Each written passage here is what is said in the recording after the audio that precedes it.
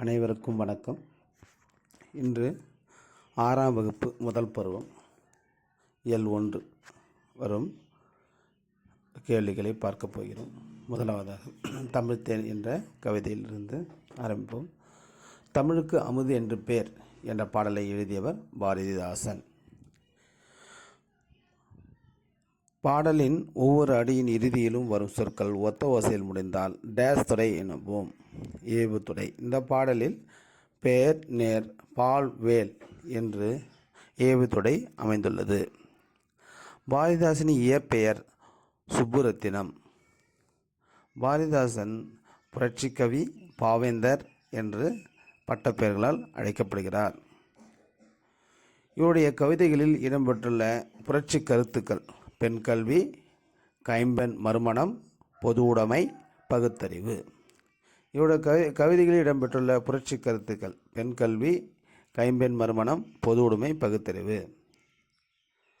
தமிழே உயிரே வணக்கம் என்ற தமிழே உயிரே வணக்கம், தாய்ப்பிள்ளை உறவமா உனக்கும் எனக்கும் என்ற பாடலை எழுதியவர் காசி ஆனந்தன்.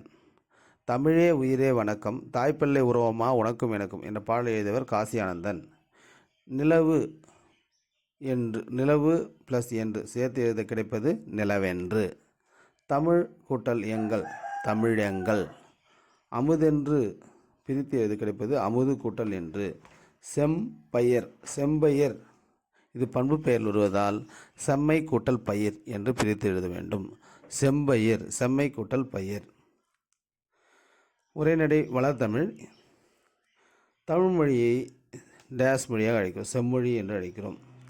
யாமறிந்த மொழிகளிலே தமிழ் மொழி போல் இனிதாவது எங்கும் காணோம் என்ற பாடலை பாடியவர் பாரதியார். என்ற பிறந்தவள் என்று உணராத இயல்பினலாம் எங்கள் தாய், என்று பிறந்தவள் என்று உணராத இயல்பினலாம் என்று தாய் என்று தமிழின் தொன்மையை பாடியவர் பாரதியார். என்று பிறந்தவள் என்று உணராத இயல்பினலாம் எங்கள் தாய் என்று தமிழின் தொன்மையை கூறியவர் பாரதியார். தமிழில் கிடைத்த மிக பழமையான இலக்கண நூல் தொல்காப்பி. எழுத்துக்களை வலஞ்சுழி எழுத்துக்கள், இடஞ்சுழி எழுத்துக்கள் காணப்படுகின்றன. அதிகப்படியான எழுத்துக்கள் வலஞ்சுழி எழுத்தாகவே தமிழில் காணப்படுகின்றன. வலஞ்சுழி எழுத்துக்களுக்கு எடுத்துக்காட்டு ஆ, ஏ, ஓ, நா, ஞ. இடஞ்சுழி எழுத்துக்கள் எடுத்துக்காட்டு ட, ய, ழ. தமிழ் என்ற சொல் இடம்பெற்ற பாடல் தொல்காப்பியம். தமிழ் என்ற முதலில் இலக்கியத்தில் இடம்பெற்ற நூல் தொல்காப்பியம். தமிழ் என்ற சொல் இடம்பெற்ற பாடல் தொல்காப்பியம். அந்த பாடல் வரி தமிழன் கிளவியும் அதனரோ அற்றே. தொல்காப்பியம் எழுத்து அதிகாரத்தில் 385வது எழுத்து அதிகாரம். அதேபோல் தமிழ்நாடு என்ற சொல் இடம்பெற்ற நூல் சிலப்பதிகாரம். சிலப்பதிகாரத்தில் வஞ்சிக்காண்டம் 165வது பாடலில் தமிழ்நாடு இமிழ்கடல் வேலியை தமிழ்நாடாக்கிய என்ற வரி இடம்பெற்றுள்ளது. அதேபோல் தமிழன் என்ற சொல் இடம்பெற்ற பாடல் அப்பர் எழுதிய தேவாரத்தில் தமிழன் கண்டாய் தமிழன் கண்டாய் என்ற வரி இடம்பெற்றுள்ளது. இது திருத்தாண்டகம் 23, அப்பர் தேவாரத்தில் திருத்தாண்டகம் 23வது பாடலில் இடம்பெற்றுள்ளது.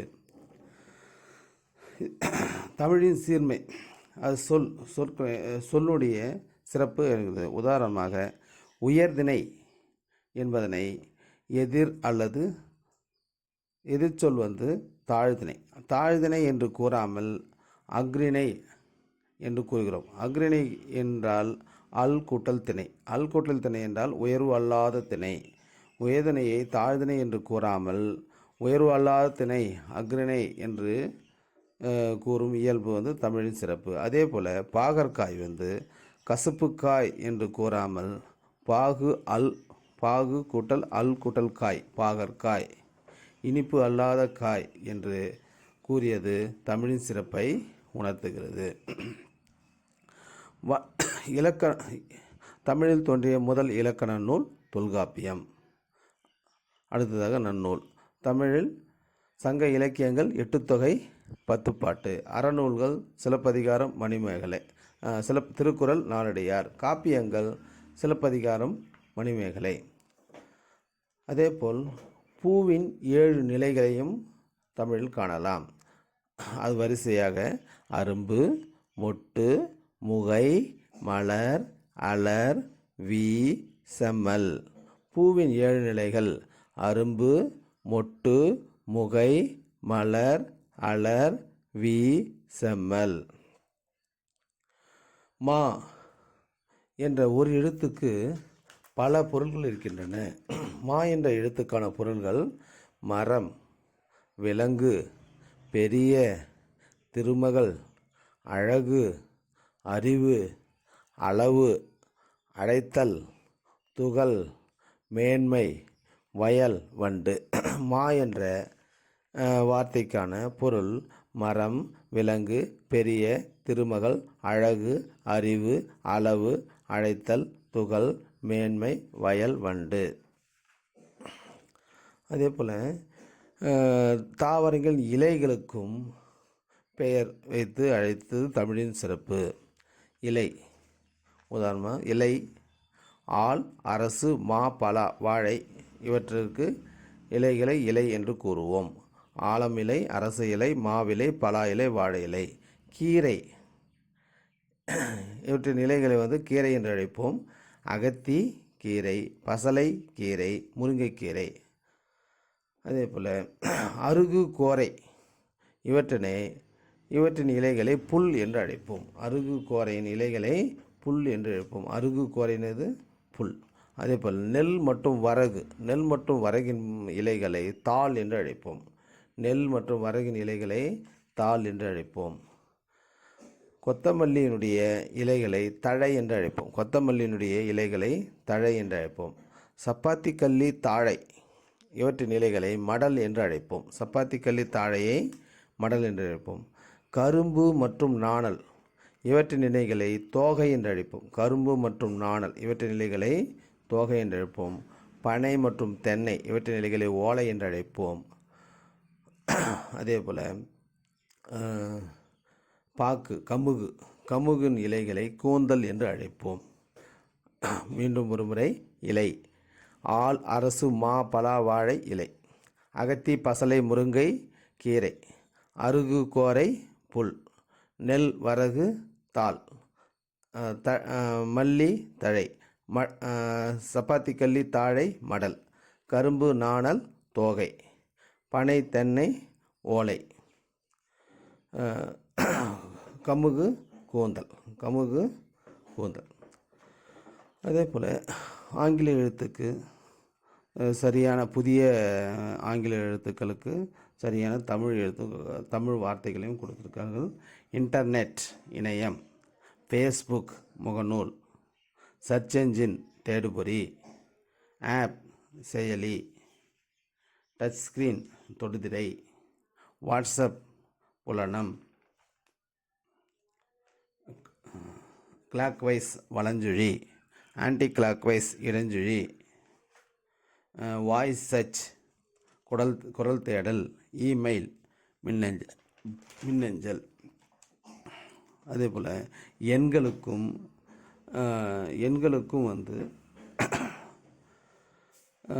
தமிழ் எழுத்துக்களை கொடுத்திருக்கிறார்கள். உதாரணமாக காவு, ங்காசா, ரூசா, ஏ, ஆ.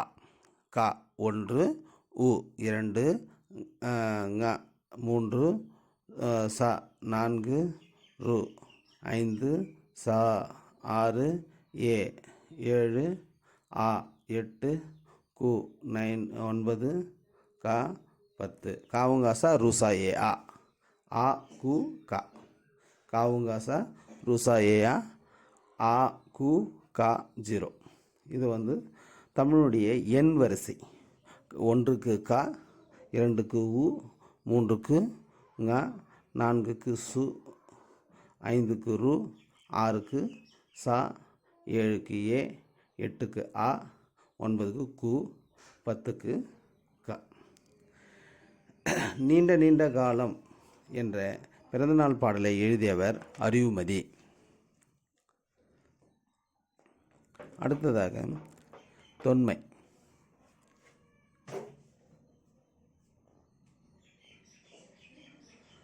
பழமை. இடப்புறம் இடம் கூட்டல் பிறம். தொன்மையினுடைய பொருள் வந்து பழமை. இடப்புறம் இடம் கூட்டல் புறம். சீரிழமை பிரித்து எழுத கிடைப்பது சீர்மை கூட்டல் இளமை. சீரிழமை பிரித்து எழுத கிடைப்பது சீர்மை கூட்டல் இளமை.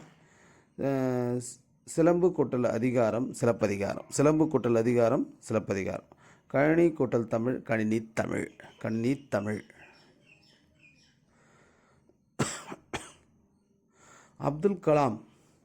அப்துல் கலாமுக்கு பிடித்த நூல் திருக்குறள். தமிழில் Thirukkural. Light from the many lamps விளக்குகள் பல தந்த ஒளி. இந்த 2 நூலும் அப்துல் கலாமுக்கு பிடித்த நூல். இவருடைய சிறந்த செயல் என்று எடை குறைந்த 300 கிராம் எடையுள்ள செயற்கைக்கால்களை தயாரித்தது இவருடைய சிறப்பு செயல் என்று அவர் சொல்கிறார். அது எதை கொண்டு செய்கிறார்? கார்பன் இழை. மிக எடை குறைந்த வெறும் 3 கிலோ எடை கொண்ட செயற்கைக்கால்களுக்கு பதிலாக 300 கிராம் எடையுள்ள செயற்கைக்கால்களை தயாரித்ததே இவர் சிறப்பாக அவர் சொல்கிறார். அடுத்து இலக்கணம். தமிழ் இலக்கணம் மொத்தம் 5 வகைப்படும். அவை எழுத்திலக்கணம், சொல்லிலக்கணம், பொருளிலக்கணம், யாப்பிலக்கணம், அணி இலக்கணம். தமிழ் இலக்கணம் எத்தனை வகைப்படும்? 5 வகைப்படும். எழுத்திலக்கணம், சொல்லிலக்கணம், பொருளிலக்கணம், யாப்பிலக்கணம், அணிக்கிளை. அடுத்து மாத்திரை. குறியில் எழுத்து தெரியும். உயிர் எழுத்தில் 5 குறியில் எழுத்துக்கள், 7 நெடில் எழுத்துக்கள் இருக்குது. ஆ, இ, உ, ஏ, ஓ. இந்த 5 வந்து குறியில் எழுத்து. மற்றவை 7 வந்து நெடில் எழுத்து. இவருடைய மாத்திரை வந்து பார்க்கும்பொழுது குறியில் எழுத்துக்கு 1. அனைத்து எழுத்துக்கள் அனைத்து குறியில் எழுத்துக்கும் 1 தான். நெடில் எழுத்துக்கு 2. அதே போல் மெய்யெழுத்து இக்கங்கு அந்த எழுத்துக்களுக்கு அரை மாத்திரை. ஆயுத எழுத்துக்கு அரை மாத்திரை. இதோட முதல் இயல் முடிஞ்சது. அடுத்ததாக அடுத்த வீடியோவில் நாம் 2வது இயலை பார்ப்போம். நன்றி, வணக்கம். அனைவருக்கும்